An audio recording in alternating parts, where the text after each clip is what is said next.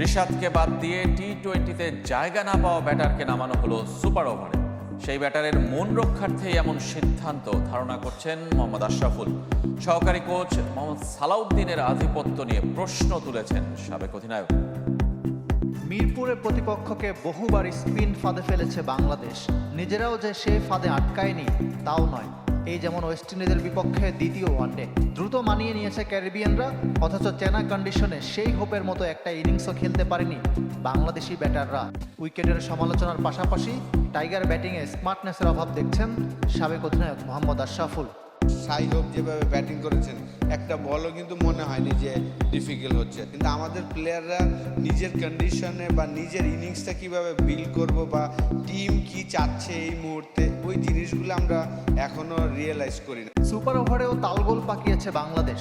দিনের সেরা ব্যাটার রিশাদকে ব্যাটিংয়ে আনা হয়নি। ওয়েস্ট ইন্ডিজ স্পিনার আকিল হোসেনও বিস্ময়ের কথা জানিয়েছেন ম্যাচ শেষে। যাকে আমরা টি-20 দলই রাখি না, তাকে আপনি এক ওভারের খেলায় নামাচ্ছেন, এটা তো অবশ্যই হাস্যকর একটা ডিসিশন ছিল। আমার কাছে মনে হয়েছে যে যেহেতু আমাদের কালচারে আমরা ভেবেছি যে সে তাকে না নামালে হয়তো বা সে মাইন্ড করবে, এই বিষয়টা মনে হয়েছিল। সুপার ওভার সহ ম্যাচের গুরুত্বপূর্ণ সময়ে অনেকটা নিষ্ক্রিয় ভূমিকায় দেখা গেছে হেড কোচ ফিল সিমন্সকে। সব সিদ্ধান্ত ও পরিকল্পনা সিনিয়র সহকারী কোচ মোহাম্মদ সালাউদ্দিন করছেন কিনা, এমন প্রশ্ন তুলেছেন মোহাম্মদ আশরাফুল।